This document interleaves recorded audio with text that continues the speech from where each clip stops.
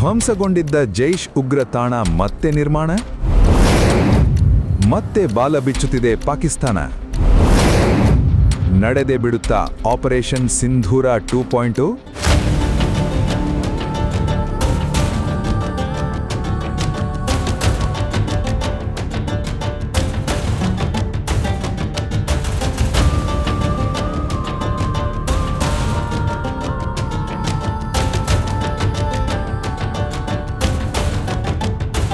ಇದು ಮರ್ಕಜ್ ಸುಬ್ಹಾನಲ್ಲಾ ಹೆಸರಿನ ಹೊಸ ಕಟ್ಟಡ, ಅಂದ್ರೆ ಜೈಷ್ ಎ ಮೊಹಮ್ಮದ್ ಉಗ್ರ ಸಂಘಟನೆಯ ನೂತನ ಬಿಲ್ಡಿಂಗ್. ಪಾಕಿಸ್ತಾನದ ಪಂಜಾಬ್ ಪ್ರಾಂತ್ಯದ ಬಹವಾನ್ಪುರದಲ್ಲಿ ಹೊಸದಾಗಿ ತಲೆ ಎತ್ತಿದೆ. ಇದರಲ್ಲೇನು ವಿಶೇಷ? ಇಲ್ಲಿದೆ ಡೀಟೇಲ್ಸ್.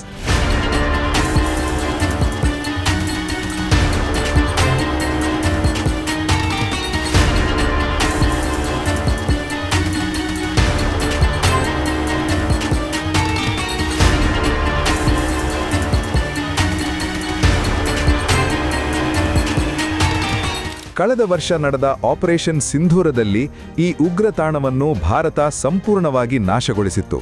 ಭಾರತದ ಬ್ರಹ್ಮೋಸ್ ಕ್ಷಿಪಣಿಗಳು ಈ ಉಗ್ರ ತಾಣದ ಮೇಲೆ ರಾಕೆಟ್ ಸುರಿಮಳೆಗರೆದಿದ್ದವು.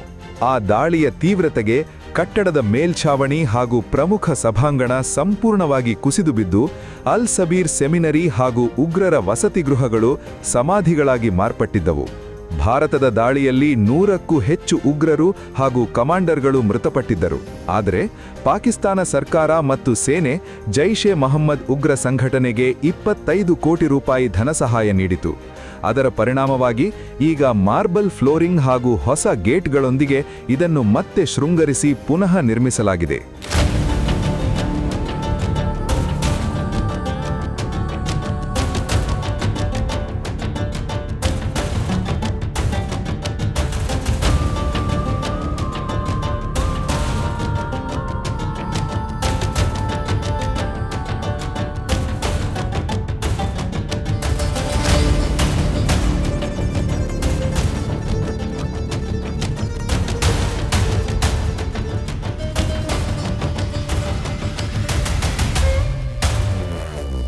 ಪಾಕಿಸ್ತಾನ ತನ್ನ ಕುತಂತ್ರವನ್ನು ಎಂದಿಗೂ ಬಿಡೋದಿಲ್ಲ. ಭಯೋತ್ಪಾದನಾ ನೀತಿಯೇ ಅದರ ಜೀವಾಳ. ಭಾರತಕ್ಕೆ ಕಳಿಸಲು ಅಲ್ಲಿನ ಸೇನೆಯೇ ಉಗ್ರರನ್ನು ಸಿದ್ಧಪಡಿಸಲು ಈ ತಂತ್ರ ಹೆಣೆಯುವುದು ಗೊತ್ತೇ ಇದೆ. ಸದ್ಯದಲ್ಲೇ ಆಪರೇಷನ್ ಸಿಂಧೂರ 2.0 ಕಳೆದ ವರ್ಷ ಭಾರತೀಯ ಸೇನೆ ತನ್ನ ದಾಳಿಗಳನ್ನು ನಿಲ್ಲಿಸಿದಾಗಲೇ ಸ್ಪಷ್ಟಪಡಿಸಲಾಗಿತ್ತು. ಆಪರೇಷನ್ ಸಿಂಧೂರ ಇನ್ನೂ ಚಾಲ್ತಿಯಲ್ಲಿದೆ ಅಂತ ಪಾಕಿಸ್ತಾನಕ್ಕೆ ಎಚ್ಚರಿಸಲಾಗಿತ್ತು. ಈಗ ಮತ್ತೆ ತಲೆ ಎಟ್ಟಿರುವ ಉಗ್ರ ತಾಣವನ್ನು ಸಹಿಸಿಕೊಳ್ಳುವುದು ಭಾರತಕ್ಕೆ ಅಪಾಯವೇ ಸರಿ. ಇದು ಪಾಕಿಸ್ತಾನಕ್ಕೂ ಗೊತ್ತಿದೆ. ಹಾಗಾಗಿ ಪಾಕಿಸ್ತಾನವು ಈಗ ಬಹಿರಂಗವಾಗಿಯೇ ಉಗ್ರ ತಾಣಗಳಿಗೆ ಸೇನೆಯ ರಕ್ಷಣೆ ಒದಗಿಸಲು ಮುಂದಾಗಿದೆ.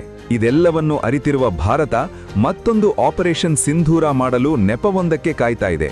ಯಾವಾಗ ಬೇಕಾದರೂ ಮತ್ತೆ ಬ್ರಹ್ಮೋಸ್ ಕ್ಷಿಪಣಿಗಳು ಪಾಕ್ಗೆ ನುಗ್ಗುವ ಸಾಧ್ಯತೆಗಳಂತೂ ಇದ್ದೇ ಇದೆ. ಈ ಉಗ್ರ ತಾಣಗಳ ಮೇಲೆ ಭಾರತದ ಹದ್ದಿನ ಕಣ್ಣು. ಆಪರೇಷನ್ ಸಿಂಧೂರದ ಸಮಯದಲ್ಲಿ ಭಾರತ ಕೇವಲ ಪಾಕ್ ಆಕ್ರಮಿತ ಕಾಶ್ಮೀರವಷ್ಟೇ ಅಲ್ಲ, ಹತ್ತಿರ ಇಸ್ಲಾಮಾಬಾದ್ ಬಳಿಗೂ ಹೋಗಿ ಉಗ್ರರ ಸದೆ ಬಡಿದು ಬಂದಿತ್ತು. ಈಗ ಅವೇ ತಾಣಗಳು ಭಾರತೀಯ ಸೇನೆಯ ರಾಡಾರ್ನಲ್ಲಿವೆ. ಮುರೀದ್ಕೆಯ ಮರ್ಕಜ್ ತಯ್ಯಬಾ. ಇದು ಲಷ್ಕರ್ ಎ ತಯ್ಯಬಾದ ಮುಖ್ಯ ಕೇಂದ್ರ. ಉಗ್ರರಿಗೆ ಬ್ರೈನ್ ವಾಶ್ ಹಾಗೂ ತರಬೇತಿ ನೀಡುವ ತಾಣವಾಗಿದೆ. 2008ರ ಮುಂಬೈ ಭೀಕರ ಉಗ್ರ ದಾಳಿಯ ರೂವಾರಿ ಅಜ್ಮಲ್ ಕಸಾಬ್ ಹಾಗೂ ಡೇವಿಡ್ ಹೆಡ್ಲಿ ಇದೇ ಮುರೀದ್ಗೆ ತಾಣದಲ್ಲೇ ತರಬೇತಿ ಪಡೆದಿದ್ರು. ಸವಾಯ್ ನಾಲಾ ಮತ್ತು ಸೈಯದ್ ನಾಬಿಲಾ ಕ್ಯಾಂಪ್. ಮುಜಫರಾಬಾದ್ನಲ್ಲಿರುವ ಈ ಕ್ಯಾಂಪ್ನಲ್ಲಿ ಉಗ್ರರಿಗೆ ಕಾಡಿನಲ್ಲಿ ಬದುಕುವ ಮತ್ತು ಶಸ್ತ್ರಾಸ್ತ್ರ ಬಳಸುವ ತರಬೇತಿ ನೀಡಲಾಗುತ್ತದೆ. ಇತ್ತೀಚಿನ ಪಹಲ್ಗಾಮ್ ದಾಳಿ ಸೇರಿದಂತೆ ಜಮ್ಮು ಮತ್ತು ಕಾಶ್ಮೀರದಲ್ಲಿ ನಡೆದ ಪ್ರಮುಖ ದಾಳಿಗಳ ಉಗ್ರರಿಗೆ ಇದೇ ಕ್ಯಾಂಪ್ನಲ್ಲಿ ತರಬೇತಿ ನೀಡಲಾಗಿತ್ತು. ಗುಲ್ಪೂರ್ ಮತ್ತು ಅಬ್ಬಾಸ್ ಕ್ಯಾಂಪ್.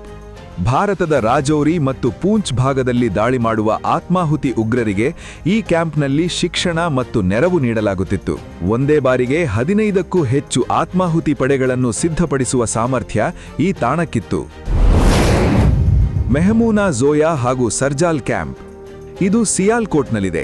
ಪಠಾಣ್ಕೋಟ್ ವಾಯುಪಡೆ ನೆಲದ ಮೇಲೆ ದಾಳಿಗೆ ಇಲ್ಲೇ ಸಂಚು ರೂಪಿಸಲಾಗಿತ್ತು.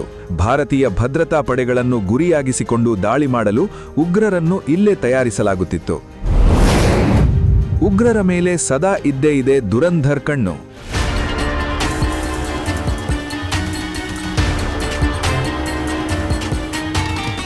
ಭಾರತದಲ್ಲಿ ವಿಧ್ವಂಸಕ ಕೃತ್ಯ ಮಾಡಿ ಪಾಕಿಸ್ತಾನದಲ್ಲಿ ರಾಜಾರೋಷವಾಗಿ ಓಡಾಡುತ್ತಾ ಇದ್ದ ಉಗ್ರರ ಸ್ಥಿತಿ ಈಗ ಚಿಂತಾಜನಕವಾಗಿದೆ. ಅವರೀಗ ಸದಾ ಭಯದಲ್ಲೇ ಓಡಾಡುವ ಸ್ಥಿತಿ ಇದೆ. ಯಾವಾಗ ಯಾವ ದುರಂಧರ್ ಬಂದು ತಮ್ಮನ್ನು ಮುಗಿಸುತ್ತಾನೋ ಅನ್ನೋ ಭಯ ಅವರದು. ಇನ್ನು ಈಗ ತಲೆ ಎತ್ತಿರುವ ಮರ್ಕಜ್ ಮೇಲೂ ದುರಂಧರ್ ಕಣ್ಣು ಬೀಳಬಹುದು. ಯಾವುದೋ ಅನಾಮಿಕ ವ್ಯಕ್ತಿ ಹೋಗಿ ಬಾಂಬ್ ಬಿಟ್ಟು ಹೊಸ ಮರ್ಕಜ್ ಅನ್ನು ಸಂಪೂರ್ಣವಾಗಿ ಸ್ಫೋಟಿಸಿದರೂ ಆಶ್ಚರ್ಯವಿಲ್ಲ.